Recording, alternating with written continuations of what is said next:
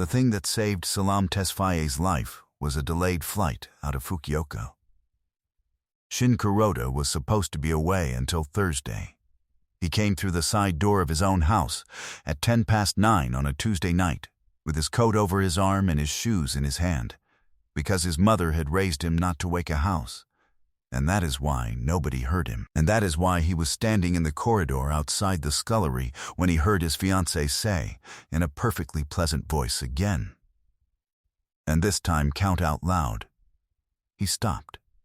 There was a sound of water. Then a young woman's voice, tight and shaking, counting in Japanese. 1, 2, 3, he opened the door.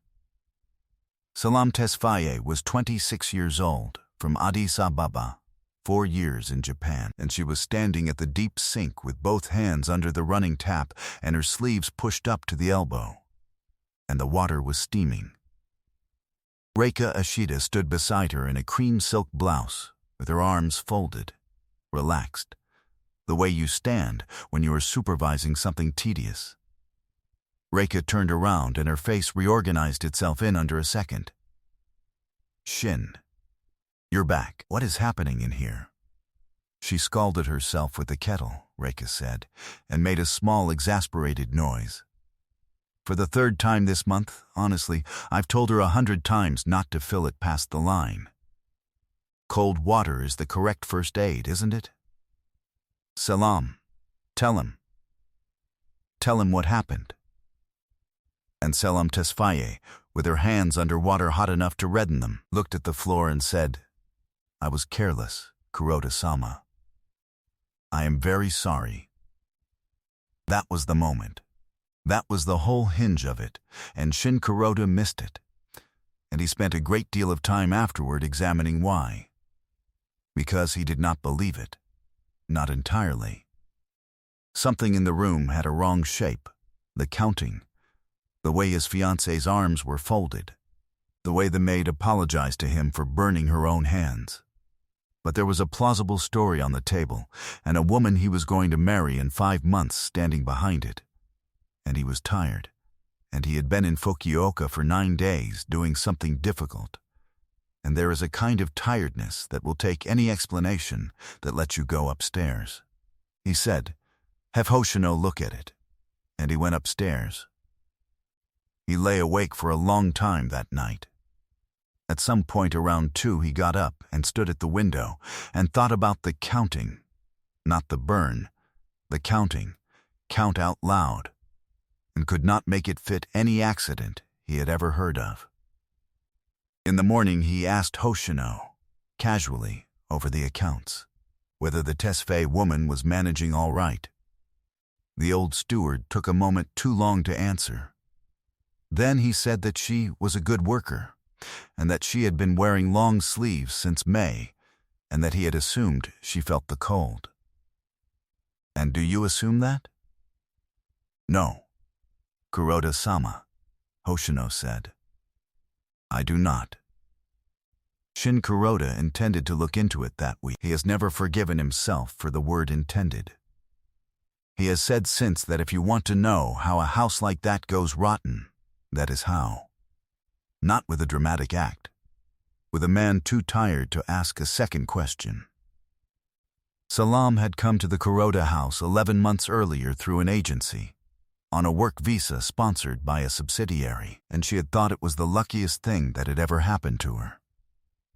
Her husband had died in the 2nd year, an ordinary death, an accident on a construction site in Kawasaki, and it had left her with a 3-year-old daughter, a hospital bill, a mother in Addis with kidney disease, and a visa whose entire existence depended on continuous employment. The Kuroda job paid nearly double the going rate.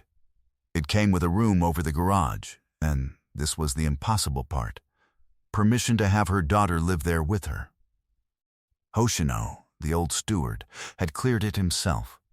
He had a picture of his own granddaughter on his desk, and he had looked at Nardos, aged 3, in her yellow shoes, and said, the garden is big.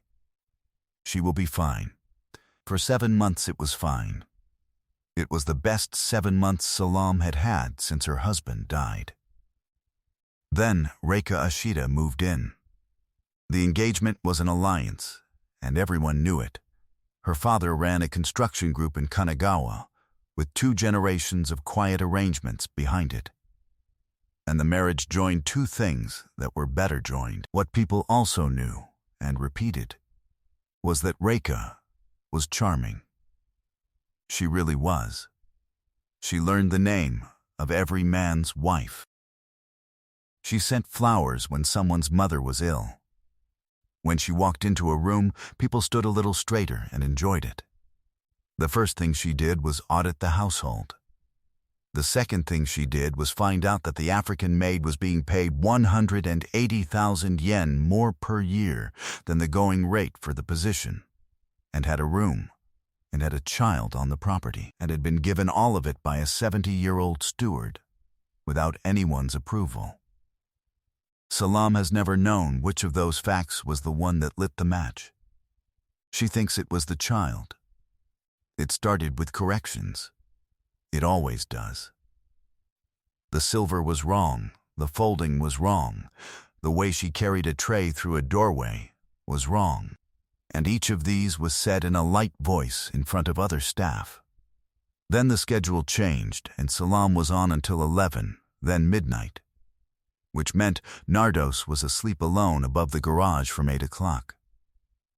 Then the wage was restructured, 30% held back monthly and paid quarterly, contingent on performance. And Salam signed it because Reika put a paper in front of her and stood there while she signed. Then the passport. For the visa renewal, Reika said, "I'll handle it with a lawyer. It's much faster this way. Don't be difficult." 4 months. Every time Salam asked, there was a reason. And then the physical things, which came later, and which are, in the way these things go, almost the least of it. A hand held against a hot kettle for a count of 10. A door in the storeroom that would not open from the inside, and 40 minutes in the dark, and a voice on the other side saying she would be let out when she had thought about her attitude. Water hot enough to redden but not to blister, because Reika Ashida was extremely careful, and blisters are a record, and redness is not. Salam wore long sleeves through a Yokohama summer, and told Hoshino she felt the cold.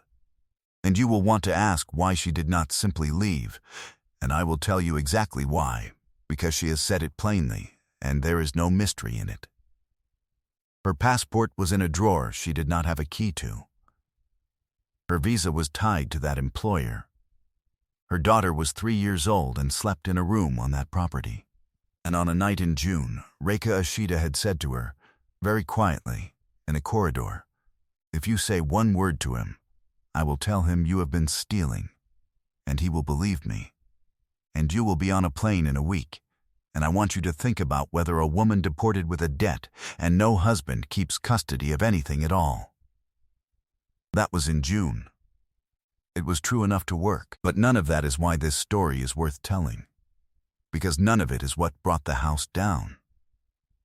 What brought the house down was that in the 3rd week of June, Salam Tesfay had walked into the small kitchen at 6:30 in the morning and found Reika standing over the tray that went up to the old man's room every day, with a folded paper in her hand and her back to the door. Genzo Kuroda was 79. He had run the organization for 31 years before his son, and he lived in the East Rooms, and 6 months earlier he had begun to decline. Confusion. Tremor. 3 falls. A bad spell in March that everyone called a small stroke. He had also, 8 months earlier, told his son in front of 4 people that the Ashida girl had a hard little face, and that he would not be attending the wedding. Salam had said, "Excuse me," and Reika had turned around with a smile and said she was just adding his sugar. Nothing happened that day. The kettle happened 4 days later. Now, the toddler. Salam Tesfay was 3 years and 8 months old. She was not allowed in the main house, which meant she was in the main house constantly, because she was 3, and because the staff adored her and hid her. and because a small child in a big house has approximately 40 places to be that no adult ever looks at. Her favorite was under the long table in the small kitchen, behind the tablecloth, where she conducted extremely serious business with 2 plastic cups and a wooden spoon. Adults did not see her. That is the entire point. Adults have never once, in the history of the world, checked under the table. On the Wednesday morning, the day after the scullery, the day after Shin Kuroda went upstairs, the old man's day nurse called an ambulance, and Genzo Kuroda went to a hospital in Yokohama with a heart rhythm that nobody could explain in a man with no cardiac history. Shin sat in a corridor for 6 hours. At some point in the afternoon, Hoshino brought him coffee, and, because he did not know what else to do with his hands, also brought the child, who had been crying in the garage because her mother had been called to the hospital to help, and nobody had explained anything to her. So a 40-year-old crime boss sat in a hospital corridor with a 3-year-old on the chair beside him.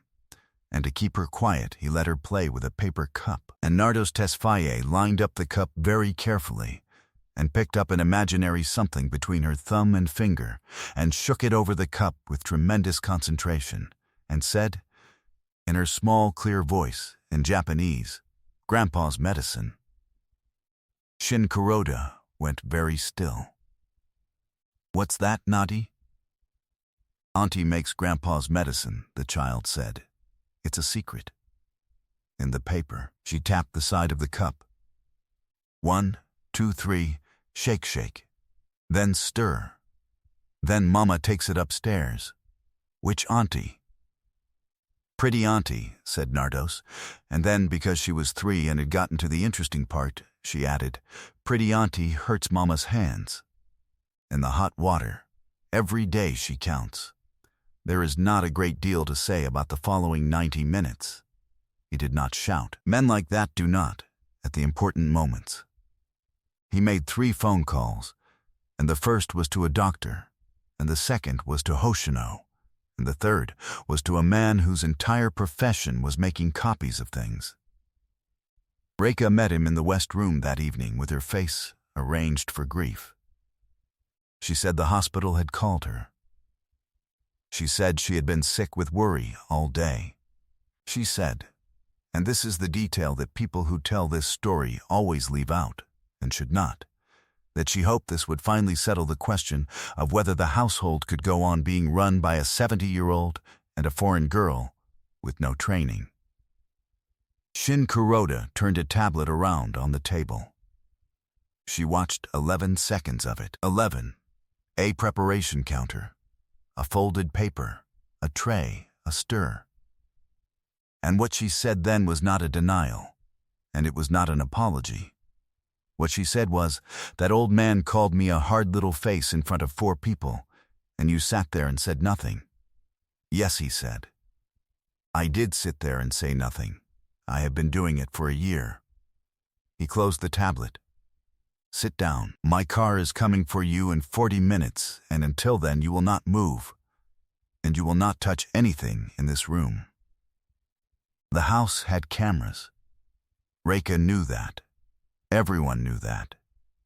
What Reika did not know was that after a break-in attempt in 2019, the old man had insisted on additional units in the service areas, and that these ran on a separate recorder in a locked cupboard in the garage, and that nobody had looked at the footage from it in 4 years, because nothing ever happens in a pantry.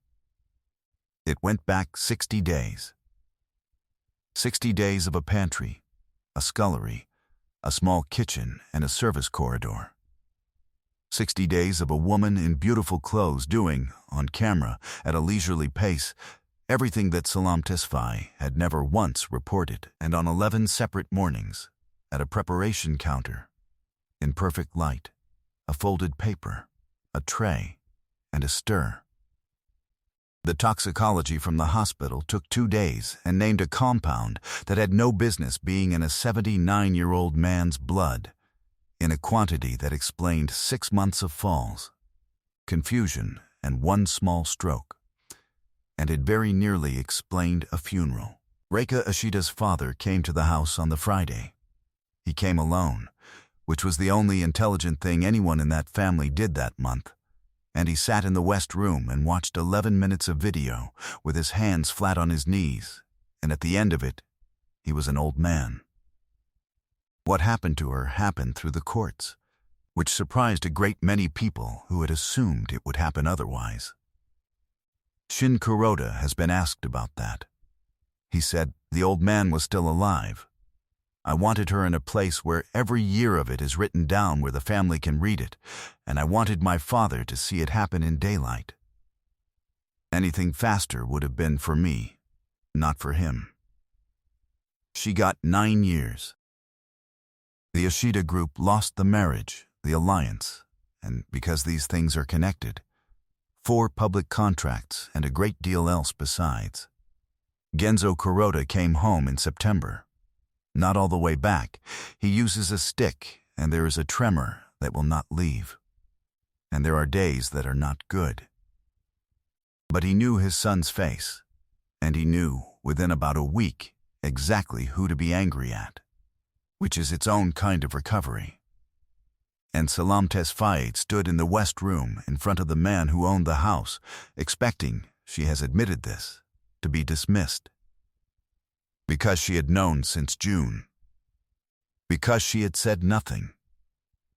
Because a woman who says nothing for 4 months while an old man is poisoned upstairs does not get to keep her job, no matter what the reason was.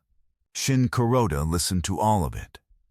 Then he put her passport on the table in front of her, and a bank draft for every yen that had been restructured out of her wages, and a letter from a firm in Yokohama confirming that her visa sponsorship had been moved to the parent company and was no longer at the discretion of any individual in that household.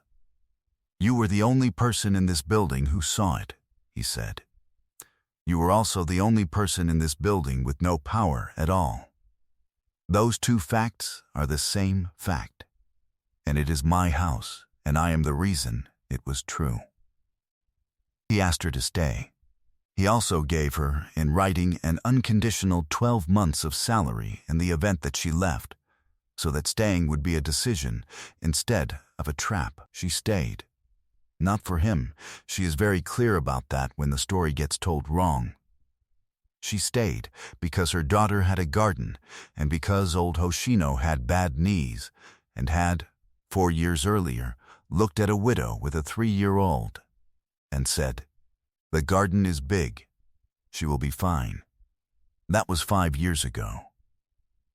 Nardos Tesfay is 8 now. She is loud, she is fluent in 3 languages, and she is the only human being permitted to be rude to Genzo Kuroda, who taught her to play Go and loses to her on purpose and pretends not to.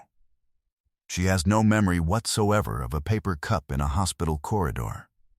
Her mother has never told her, and will tell her when she is older, and has already decided on the sentence she will use. It is this: you were 3 years old, and you were sitting under a table where no adult ever looks, and you were the only one in that whole house who said out loud what you saw. That is not luck. That is what you are like.